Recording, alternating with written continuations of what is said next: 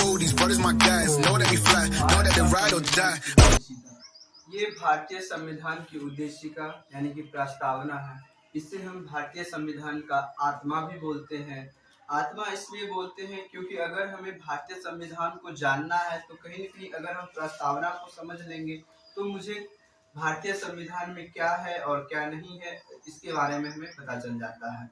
तो हम देखते हैं कि भारतीय संविधान का जो उद्देशिका है यह अमेरिका से लिया गया। अमेरिका से यह प्रस्तावना को लिया गया है और अगर देखा जाए कि विश्व का पहला लिखित संविधान तो ये भी अमेरिका का है और भारत का जो संविधान है ये विश्व का सबसे बड़ा लिखित संविधान है। सबसे बड़ा संविधान अगर देखा जाए ये भारत का संविधान है। तो भारत के संविधान को समझने के लिए चलिए हम आज जो उसका प्रस्तावना यानी उद्देशिका को समझते हैं ताकि हमें भारतीय संविधान का मूल में क्या है, किस बात का वर्णन किया गया है, उससे हमें इस बात का जानकारी मिल जाएगा प्रस्तावना समझने से।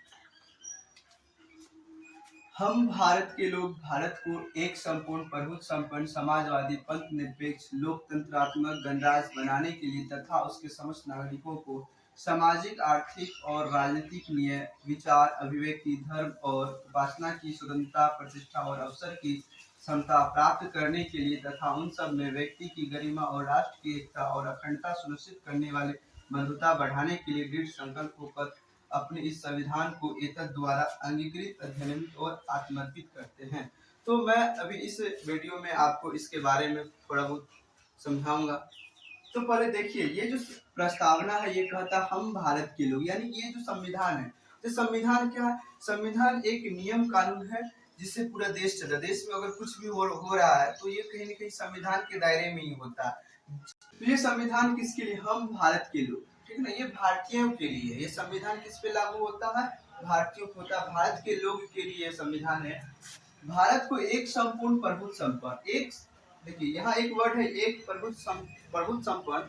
इसका मतलब होता है कि भारत जो है किसी के अधीन नहीं है। भारत अपना फैसला खुद ले सकता है। प्रभुत्व संपन्न यानी खुद अपना काम कर सकता है। किसी के मतलब अंडर में भारत नहीं है। किसी के दबाव में आकर ये भारत कोई भी काम नहीं करेगा। और कुछ भी करना हो तो भारत स्वयं इसका निर्णय ले सकता है। इसलिए इसे कहा गया एक संपूर्ण प्रभुत्व संपन्न। समाजवादी, समाजवादी का मतलब होता है समाज के लिए, लोगों के लिए, समाज के हित के लिए है, ठीक ना। समाज के सभी वर्गों का ध्यान रखा जाएगा। समाज में जो भी काम होगा वो समाज के लिए होगा। समाज के सभी वर्गों को ध्यान में रख करके यह काम होगा भारत में। तो इसीलिए इसको कहा गया समाजवादी। यानी कोई भी काम अगर समाज के सभी वर्गों का ध्यान रख करके अगर किया जाता है तो उस चीज को हम समाजवादी कहेंगे। पंथ निरपेक्ष, पंथ निरपेक्ष अगला वर्ड है पंथ निरपेक्ष। इसका मतलब है कि भारत का अपना कोई धर्म नहीं है। भारत सभी धर्मों को समान दर्जा देता है, सभी को सब समान महत्व देता है, सभी का आदर सम्मान करता है। यानी कोई भी व्यक्ति धार्मिक रूप से यानी प्रतिबंधित नहीं है कि वह ये धर्म माने या वो सभी लोग स्वतंत्र है, अपना अपना धर्म मान सकते हैं, अपने धर्म के अनुसार चल सकते हैं। भारत किसी विशेष धर्म को बढ़ावा नहीं देगा। यानी कि भारत क्या है? पंथ निरपेक्ष देश है। भारत के लिए सभी धर्म एक जैसा है, बराबर महत्व रखता है। फिर है लोकतंत्रात्मक। लोकतंत्रात्मक का मतलब होता है जो सरकार जो है, सरकार अगर जनता के द्वारा चुना जाता है तो उसी विधि को कहते हैं लोकतंत्र, लोकतंत्रात्मक। और हमारे देश में जो लोकतंत्र है वो अप्रत्यक्ष लोकतंत्र है। अप्रत्यक्ष लोकतंत्र दो प्रकार का होता है, एक प्रत्यक्ष एक अप्रत्यक्ष। अप्रत्यक्ष मतलब हम तो सरकार में यानी चुन करके भेज देते हैं, लेकिन वहाँ जो नियम कानून बनता है वो हम लोग की सलाह मशवरा से नहीं बनता है। वही अगर प्रत्यक्ष लोकतंत्र का बात करें तो कुछ भी होता है तो उसके लिए जनमत संग्रह करवाया जाता है, जनता से डायरेक्ट पूछ लिया जाता है, या जनता के पास विशेष अधिकार भी रहता है, राइट टू रिकॉल यानी कि वापस बुलाने का भी अधिकार रहता है। अगर कोई शासक मनमाने ढंग से काम करे जनता उसे तुरंत वापस बुला सकती है, ठीक।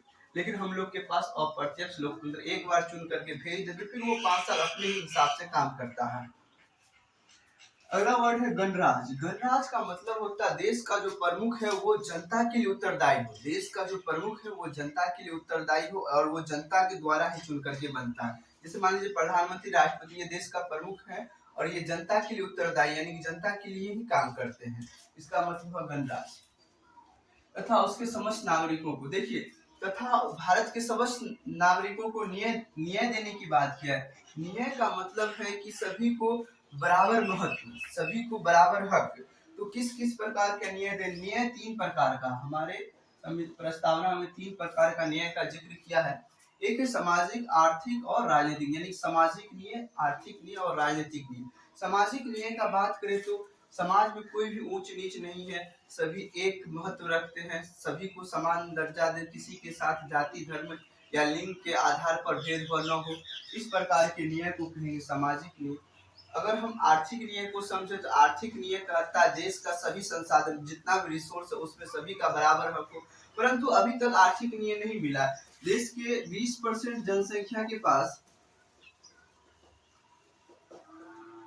80% संसाधन है, 80%, और 20 और 80% के पास जनसंख्या के पास मात्र देश का कुल 20% ही संसाधन है। संसाधन मतलब जिस भी चीज का हम प्रयोग करते हैं वो संसाधन का।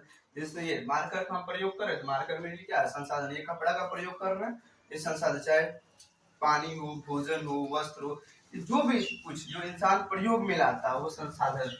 देश का 20% जनसंख्या के पास 80% संसाधन है देश का, और कुल 80% के पास जनसंख्या के पास मात्र देश का 20% संसाधन पे हक है। तो कहीं ना कहीं आर्थिक न्याय नहीं हो पाया है। अगला देखते हैं राजनीतिक न्याय क्या कहता है। राजनीतिक न्याय कहता है कि हम जो है सरकार चुन सकते हैं, हम इलेक्शन लड़ सकते हैं, वोट दे सकते हैं, यानी कि राजनीतिक रूप से सभी को बराबर महत्व, सभी के वोट का महत्व एक होगा, चाहे वो प्रधानमंत्री दे कि एक किसान दे, तो सभी का महत्व एक ही वोट का होगा, ठीक है। तो इस प्रकार हमें राजनीतिक न्याय मिला है। फिर बात करता है स्वतंत्रता का, तो 5 प्रकार का जो है ना ये फ्रीडम मिला है, स्वतंत्रता मिला है। विचार का, यानी कि हम कोई भी विचार रख सकते हैं, उसे एक्सप्रेस कर सकते हैं और अभिव्यक्त कर सकते हैं। फिर धर्म, यानी कि धर्म का भी स्वतंत्रता है, यानी कि हम अपने हिसाब से कोई भी धर्म को मान सकते हैं, उसका पालन कर सकते हैं। उपासना की, यानी कि धर्म को मान सकते हैं, उसका उपासना कर सकते हैं, ठीक है ना। तो ये इस प्रकार से हमें 5 प्रकार का स्वतंत्रता मिला है। फिर हमें जो है ये समता, समता 2 प्रकार, प्रतिष्ठा और अवसर की समता। समता में प्रतिष्ठा और अवसर की समता प्राप्त करने के लिए तथा उन सब में व्यक्ति की गरिमा, यानी कि सभी व्यक्ति गरिमा पूर्ण जीवन जिए, सभी व्यक्ति बराबर हैं, सभी व्यक्ति गरिमा पूर्ण जीवन जिए। राष्ट्र की एकता और अखंडता सुनिश्चित करने वाले बंधुता, हाँ ये भी जरूरी, राष्ट्र की एकता और अखंडता। देखिए हमारे देश में जो विविधता है, यानी कि अलग अलग क्षेत्र में भाषा के नाम पे या क्षेत्र के आधार पे, यानी कि हर एक चीज के आधार पे अलग अलग लोग रहते हैं, तो ये हमारे देश में क्या विविधता है, ठीक ना। तो विविधता रहते हुए भी हमें इस प्रकार का बंधुता को बढ़ावा देना है, जिससे राष्ट्र का एकता और अखंडता बना रहे, राष्ट्र की एकता और अखंडता बना रहे, ठीक ना। तो राष्ट्र की एकता और अखंडता को सुनिश्चित करने वाली बंधुता को क्या देना है? बढ़ावा देना, यानी कि बढ़ाना है। इसके लिए हम दृढ़ संकल्प होकर अपने संविधान को एतद द्वारा अंगीकृत, अधिनियमित और आत्मर्पित करते हैं। अंगीकृत मतलब अपनाए हैं इस संविधान को, और अधिनियमित मतलब इसके अनुसार हम इसका नियम का पालन करते हैं, जो भी संविधान में दिया है उसका पालन करते हैं। आत्मर्पित मतलब हम संविधान के प्रति समर्पित, हम संविधान के प्रति क्या समर्पित, संविधान जो कहता है उस अनुसार चलेंगे। तो एतद द्वारा अंगीकृत यानी कि अपना है, एडॉप्ट किए, अधिनियमित यानी कि इसका पालन करेंगे, और जो है इसके प्रति हम समर्पित है संविधान के लिए। तो ये रहा हमारा जो प्रस्तावना है इसका मतलब, ठीक ना। तो अगर हम बात करें तो भारतीय संविधान का जनक भीमराव अम्बेडकर, जिसका आज जन्मदिन भी है, उसे भारतीय संविधान का जनक कहते हैं। और भारतीय संविधान 26 नवंबर 1949 को बन गया था। 26 नवंबर 1949 को बन गया था, इसलिए 26 नवंबर को हम संविधान दिवस भी बोलते हैं। और यह जो है लागू हुआ था हमारे देश में 26 जनवरी 1950 को। तो संविधान कब बना? 26 नवंबर 1949, और लागू कब हुआ? 26 जनवरी 1950। 26 नवंबर को संविधान दिवस के भी नाम से, संविधान को बनाने में 2 साल 11 महीना 18 लगभग 3 साल के आसपास का समय लगा, ठीक ना। संविधान के प्रारूप समिति के अध्यक्ष भीमराव अम्बेडकर थे, डॉक्टर भीमराव अम्बेडकर।